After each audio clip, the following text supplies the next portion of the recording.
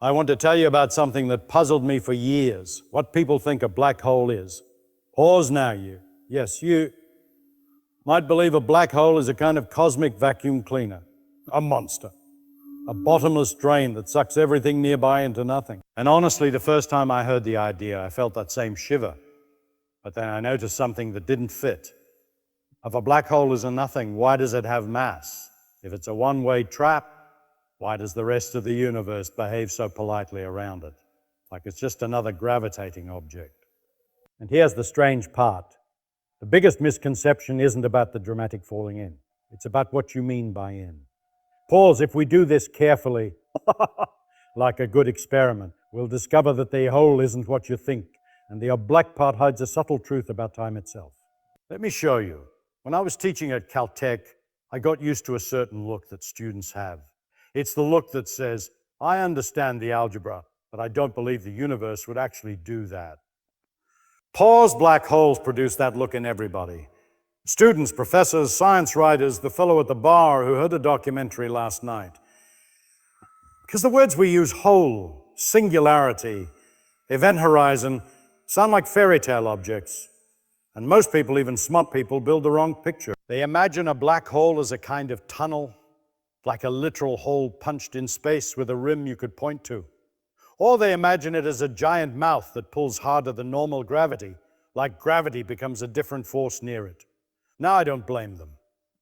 The popular storytelling is irresistible.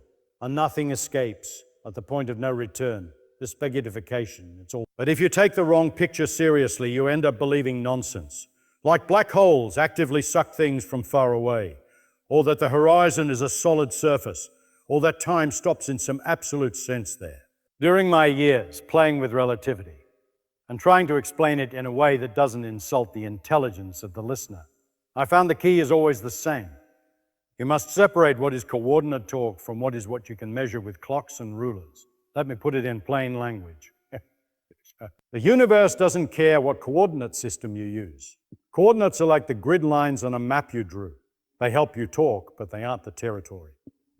And black holes punish you brutally for confusing the map with the territory.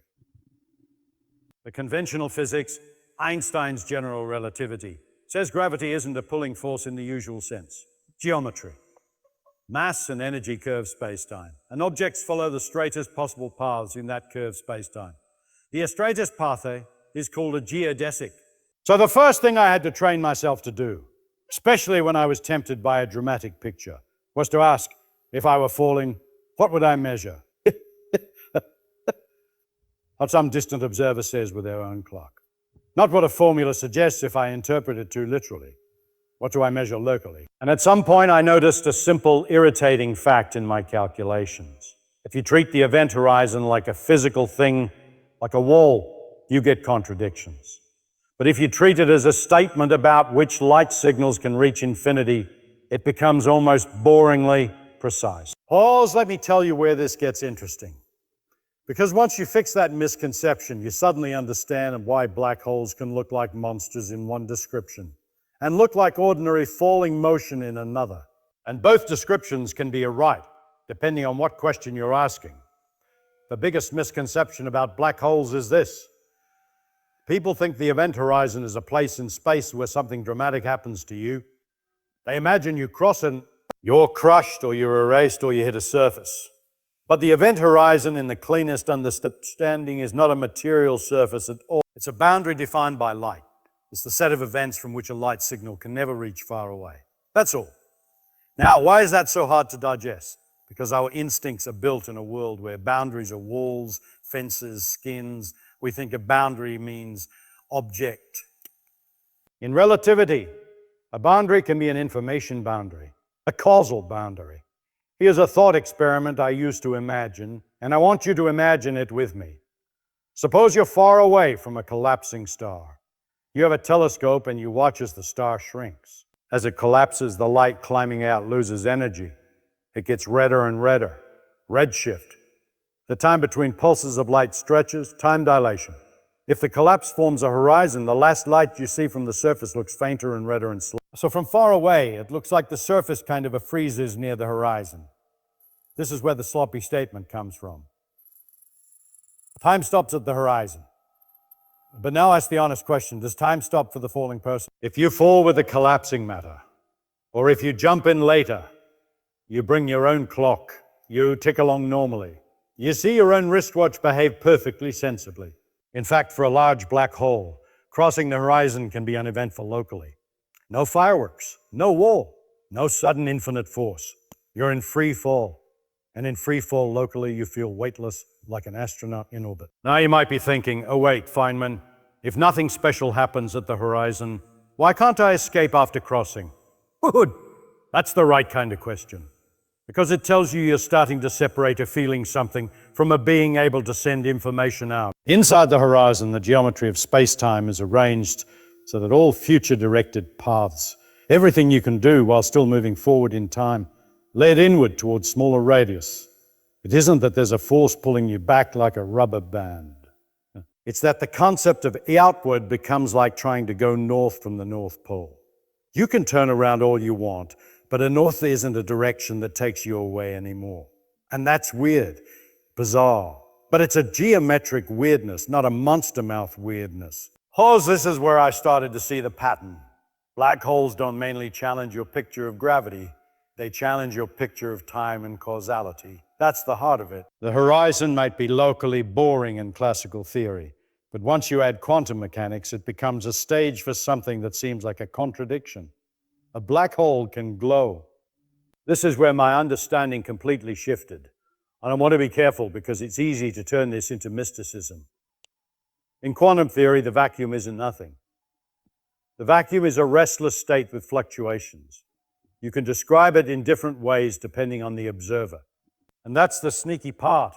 What one observer calls empty, another can call full of particles. No, I wasn't the fellow who discovered black hole radiation. That was Hawking. But I've spent a lot of time thinking about quantum fields.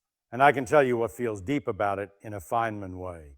It forces you to confront what you mean by a particle. A particle is not a little billiard ball. In quantum field theory, a particle is an excitation of a field. A certain pattern, and which patterns you call particles depends on how you slice time. Near a horizon, time itself gets tricky. Different observers define a positive frequency differently.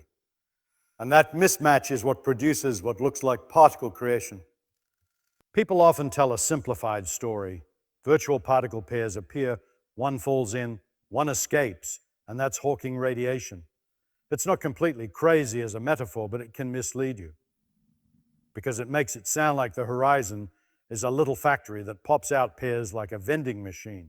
The deeper truth is the presence of a horizon changes the relationship between the modes of the field that count as empty far away and modes that count as empty for a free-falling observer. That mismatch leads to a thermal spectrum of particles at infinity. And here's where the big misconception reappears in a new costume. People then imagine a black hole as like a hot ball of stuff, with a surface radiating like a coal. But in classical general relativity, it has no surface you can point to. The radiation is tied to the horizon, again a causal boundary. Now you might be thinking the same thing I thought. If the radiation is thermal and the black hole can evaporate, what happens to the information of what fell in? That question is not a poetic question, it's a sharp one. Because quantum mechanics insists that evolution is unitary. Information is preserved in the wave function. Thermal radiation looks like it carries no detailed information, just temperature. So there's a tension, maybe even a paradox, between quantum mechanics and the classical picture of the horizon as a one-way causal boundary.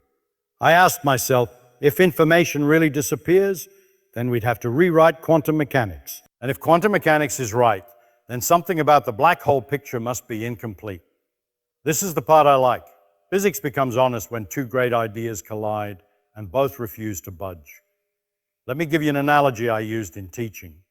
Suppose I give you a book and a shredder. You shred the book and burn the shreds, and you tell me the information is gone. But in microscopic physics, if you had perfect control over all the molecules and photons, in principle you could run it backward. Practically impossible, yes, but the equations don't forbid it. Gone is usually a statement about our ignorance, not about fundamental law.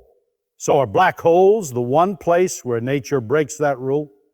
Or is our story about horizons missing a quantum ingredient? I don't pretend. I can show you the logical structure. And I can show you why the misconception, treating the horizon as a simple, ordinary boundary, creates the confusion. Pause. Now here's what changed everything for me. You can't talk about black holes correctly without deciding what you mean by what is real. Local experience or global causal structure or quantum state. The misconception is thinking you can have all three in the naive way at once. Here it comes, and it's not a slogan. It's instruction for thinking. And then it hit me. The big misconception about black holes is that people treat them like objects in space first and only later add relativity as decoration. But a black hole is, from the start, a statement about space-time, about which events can talk to which other events. It's not primarily a hole you can locate like a pit in the ground. It's a region of no return defined by the future of light. When you understand that, three confusing claims suddenly become compatible. The distant observer sees infalling matter slow, redden, and fade. The infilling observer crosses the horizon in finite time and feels nothing special at that instant. No signal from inside can reach the distant observer once the horizon exists. There is no contradiction because each statement is about different measurements and different causal relationships. And the blackness is not because it's made of dark stuff. It's black because, by definition, light emitted from sufficiently deep inside cannot get out to you. The darkness is a communication limit, not a paint color. Now, here's the part that gives me chills, even though I've lived with it. The horizon is a boundary where our ordinary categories fight. Classical relativity says the horizon is locally harmless. Quantum theory says the horizon is thermodynamic. It has a temperature, an entropy. It radiates. That means the horizon behaves in some ways like a physical system, even though classically it's a nothing special. Though the real lesson is not that black holes are spooky. The real lesson is the division between geometry and matter, between information and substance, is not as clean as you want it to be. When the universe forces you to revise categories, it's doing physics at its best. Pause and I'll tell you something personal. I like it because it keeps me honest. It reminds me that understanding is not repeating words. Understanding is being able to predict what happens when you change your point of view. This changed how I see reality, and not only in astronomy. It changed how I think about any claim that sounds absolute. People want a simple sentence. A time stops. You get spaghettified. Everything is destroyed. But nature is not obliged to fit into our slogans. Nature only answers precise questions with precise definitions. So if you remember anything from this little trip with me, remember this. In physics, the words in, out, and out, and a happened are not trivial. In a black hole space-time, they're dynamite.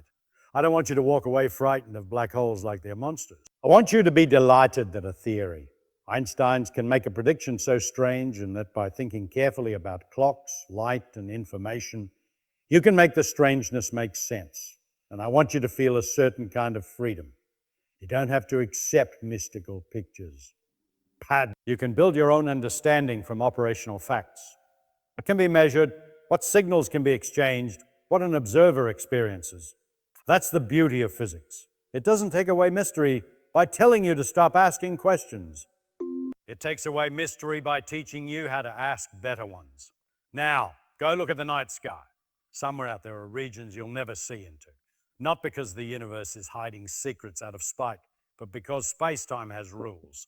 And those rules, when you really see them, are more wonderful than any monster story.